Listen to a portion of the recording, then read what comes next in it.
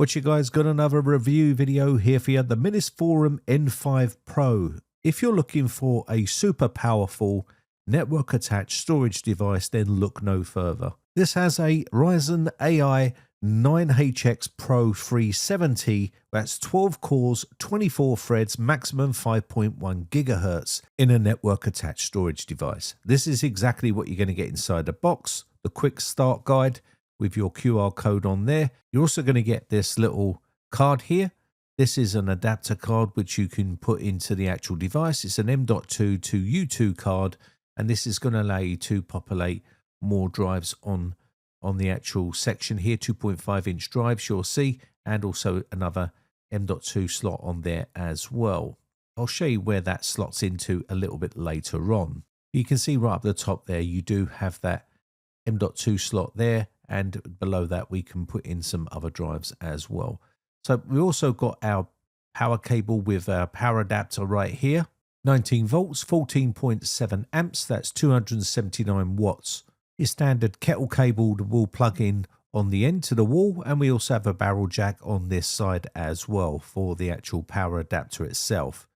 Also, you're going to get a bunch of screws and a little power cable for your little extension card here, but there's a bunch of little screws inside here. Also, you're going to get an Ethernet cable, your HDMI cable, and your power cable. So let's take a look at the network attached storage device itself. So on the front, we have our power button on the left, some LED lights, a USB 4 port, and a USB 3.2 Gen 2 port on there as well.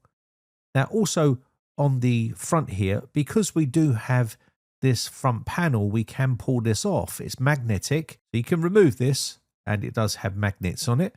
And again, once this is removed, this does give you access to the drive bays, and you can see we do have 5 drive bays here. Now these 5 drive bays will support 5 22 terabytes 3.5-inch hard drives.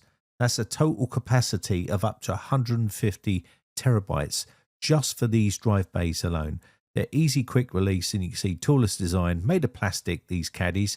But basically, once you've got these in place, you would have up to 150 just on these 5 bays alone. Now, we can put other drives in here, like SSDs and also M.2 drives as well, and that will give you a total capacity of 188 terabytes, which is absolutely staggering. They do take 2.5-inch and 3.5-inch drives in these 5 bays. There's a quick look inside there so you can see. Now we do have 2 rear fans on the back here, and these are going to help keep the actual 5 drive bays cool. So this is just for the 5 drive bays. There's also a little expansion area down here, and we've got a bunch of inputs down the bottom. Now for the ports, starting on the right hand side, we have our power input and a USB 2.0 port. We have 2 Ethernet ports. One is a 10 gigabit Ethernet port. The other one is a 5 gigabit Ethernet port. On the 10 gigabit Ethernet port, it's AQC113.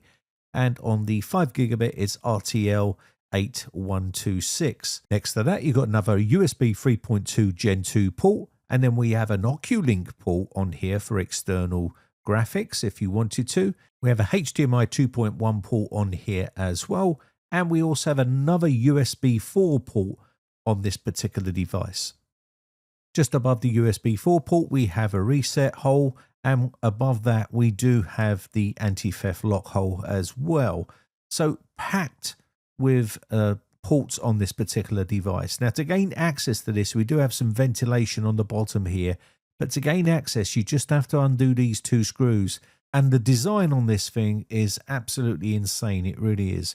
Because you just pull this bottom tray out like this, and it will gain access to the whole innards of this actual network attached storage device. So Minisforum have knocked this out of the park. They really have. And I'm just going to quickly show you inside here so you can see what the guts are like inside. There's a couple of little circuit boards in there for the drives. And I've said it before, Minisforum make some of the best mini PCs, and they now look like they are getting into the network attached storage market and making some of the best network attached storage devices. You can see we do have a drive here. There's 3 little screws here which we can undo, and this is another fan. There's actually 4 fans in this actual device because of the cooling that is needed. And you would think that's going to be quite noisy, but under load, it was pretty quiet. And this fan is just to cool the M.2 drives. So for configuration 1, without the adapter, you can have 3 M.2 SSDs up to 24 terabytes in total storage in this particular device here. So when I remove this, this will give you access to 3 M.2 slots here. Also, if you wanted to use the adapter, which does come with the kit, you will be able to have 1 M.2 and 2 U2 SSDs. So you can see we're getting huge amounts of storage capacity on this device. It also has multiple RAID modes for data security: RAID 0, RAID 1, RAID 5, RAID 6, and so on. Now, one of the drive bays is taken up with the 128 gig SSD, which is for your operating system, and you can install many different operating systems on this as well. It does come pre-installed with Minis Cloud OS, your all-in-one smart platform, but you can also put Windows on here, Mac OS, iOS, Android, also any sort of TrueNAS, or you can put OpenMediaVault or any of the other types of operating systems you want to run on here as well. Now, just want to quickly touch on the video out support, which we talked about earlier on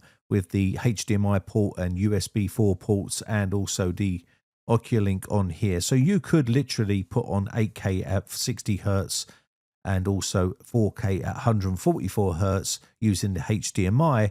USB 4 will also act as some monitors as well, where you can go 8K at 60 Hertz and 4K at 144 Hertz. You can even populate this with a graphics card in this PCI Express x16 slot here as well, or you can use other expansion cards in here as well. But this PCI Express x16 slot is running at 4.0 times 4 as well. Underneath here we do have our CPU, and there's no memory in here because this is a bare bones unit, but this can take up to 96 gigabytes of memory. And that will be DDR5 SODIMM x2 slots on there at ECC support at 5600 speeds. Now, just want to quickly talk about the GPU support. That is a Radeon 890M, which is a pretty beefy GPU for network attached storage. We already talked about the Ryzen AI 9HX Pro 370 at 12 cores and 24 threads, running at a maximum of 51 gigahertz. But there's also a MPU up to 50 tops on here as well. And it does have that full fan, which is to keep the CPU and GPU nice and cool. So this network attached storage device is going to be for someone who is a power user who wants to run multiple virtual machines and also run literally Plex at the same time as well, and do all these sorts of things because of the amount of specification on this device. I just want to quickly touch on this M.2 to U2 expansion card here. So you can see inside here, there is a bit of room inside here for this card. You would put the cable inside the power connector right here. This is so you can attach it to the bottom board to give it power. And of course, it will slot into the M.2 slots on here as well. Let me just quickly show you. I'm not going to set it all up, but I'll just quickly show you where it would go in like this. It will sit in here and it will slot into those right there. And then you would obviously populate the top of these up the top, depending on how you want to set yours up. But that's basically where it would go. Now, to insert your drives, you're just going to pull these little plastic catches off right here, and they just clip out of place like so. And you would take these both off and then insert your drives and just clip them back. So it's the tallest design here. They are made of plastic. But again, there's no locks on these. But again, once the drives are in position, they're not going to come out or slip out or anything like that. So let me just quickly populate this and put the drive around the right way. That's better. Otherwise, we're not going to be able to connect it. So that's it. You just get that in and then just clip them into place with the clips. It's that simple.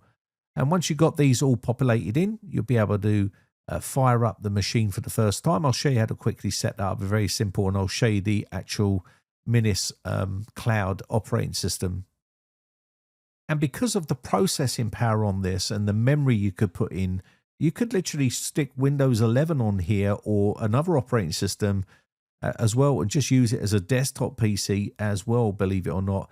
You could get a GPU in here or use that Oculink as well for an external GPU, and it would pretty much work as a computer as well, with plenty of processing power, plenty of memory.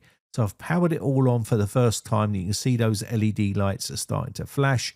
That means we can now go over to the computer, and you should see on your screen when you plug it into the monitor for the first time, you'll see an IP address.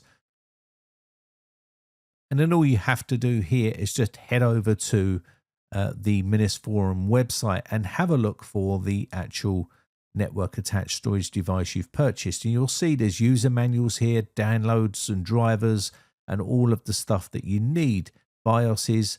And we're looking for the Minis Cloud OS. And I'm looking for the one for Windows here because I'm on a Windows system. So I'm going to go over to my computer now and install this software. Now you might see Windows protected your PC. That's perfectly fine. We're going to run this anyway on the computer. And now we should see this popping up here. All you need to do is click on install and click English. If you're in the UK, click OK and click accept and click next. And just go through the motions here, and this will start to install the software. And once this has got to the installation part, we will get a screen popping up when we populate for the very first time the Minis Cloud. And this is going to allow us to configure our Minis Cloud on our network attached storage. So here we go, no device found. So we need to go next, and this will detect, you can see right here, it's found the actual IP address, which should be already been noted on your machine. And now what we need to do here, we can see it's online, and we can click download and update. This is to update the actual network attached storage device. If it's outdated, it will need to be updated first. So let's go ahead and do that, and then we can go ahead and get this set up. All we need to do now is reboot the system, and now we can initialize this new device. If you want to migrate data to this device, if you're using an old Minisforum network attached storage, you can migrate your data over, or we're just going to initialize this new device because it's a brand new device. Now you can register your account. So let's go ahead and chuck in some details right here and click register. And we can skip and fill out this later on, but I'm just going to register the account. So they got the username, password, and so on. And we can register the account later on. So I'm going to click OK here. And now we can just set our language up. So you can see I'm just going to do the UK here, or English. And we can now just choose our time zone. It's going to want to reboot the system. And now we can see we got to set up our storage pool for the system. So let's go ahead, and we'll leave this on simple mode here, but there is an advanced mode if you want to. And again, this operating system is work in progress by Minisforum. So we just have to select simple mode here and click next step. And now we can see the two drives that I have inside here. And if you've got multiple drives, you can set it up how you like using what RAID you want. So it's already checkmarked right there, mirror device. And down the bottom, if you look for the storage pool encryption, so you can encrypt it if you want to. Let's just come all the way down here so we can see right down the bottom. And there should be an area down here for data compression and also storage pool encryption. But again, we're just going to go ahead and select the mirror device and go with this. So we can click on next step. And we need to confirm this afterwards. So let's go ahead and confirm. And it's going to format all these drives and prepare them. You can enter in your password right here. And this will then start to prepare the drives for use. And you can see it's now creating the storage pool. And this will take a few minutes. And once this is done, you'll be probably have to reboot and you'll be at the desktop of the operating system. And there we are, we're at the desktop. So let's click OK to confirm. And there we are. So you up the top, you've got a bunch of buttons right up here. It tells you exactly what they do. When you hover over them, it will tell you what it is and what it does. So just navigate around and you can see you've got all your tasks center right here. You can upload, download, backup, transcode, all that sort of stuff. Inside here, you've got your settings and a bunch of applications. Again, this is work in progress, this operating system. But I must say I'm pretty much blown away by the Minisforum N5 Pro network attached storage device. It's an absolute beast. It really is. It's probably one of the best network attached storage devices you can buy right now. Of course, it's not going to be cheap because of the specifications that this particular device has. But you can see you can do virtual machines here. You've got Docker here. You've got music. You've got movies. You've got all your usual stuff you would get to get you up and running. You can back up all your data to this particular device as well. So who is this particular network attached storage device going to be for?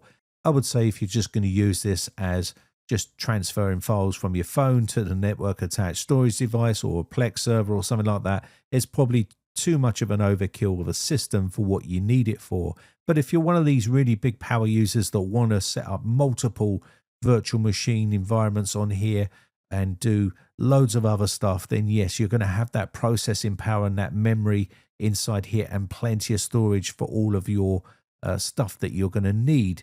And if this one's a little bit too expensive for you, Minisforum have the M5 Air, which is a lot cheaper, but it still has some really high specs like the Ryzen 7 255, and it has a maximum of 96 gigabytes of DDR5, 5 bays, and a bunch of other stuff like PCI Express x16 slot, and it comes with all of the same sort of specifications or thereabouts. So you do have lots of options available if you're finding this one to be a bit too expensive for your needs. They do have other ones at a cheaper price, and I'll quickly show you those now. Now, the price for the Minisforum N5 Pro is £839. Now, I know a lot of people are going to say that's a lot of money, and yes, it is, but look at the specification that you're getting for a network attached storage device. This is like a desktop computer and a network attached storage device in one. And again, you're getting a 3-year warranty as well. Now, also, Minisforum N5 Air is only £479, but the specification on this is very good indeed. You're getting a lot of the same features, but a lot less price. There's a few changes there with the CPU, but other than that, it's still a very good system. So let me know your thoughts in the comments section down below. Now, Minisforum did send this out for review. All opinions are my own. No money's changed hands, and no one is reviewing this video before it's released. Anyway, if you haven't subscribed yet, just hit that subscribe button, and I shall catch you in the very next video. Thanks again for watching, and have a lovely day. Bye for now.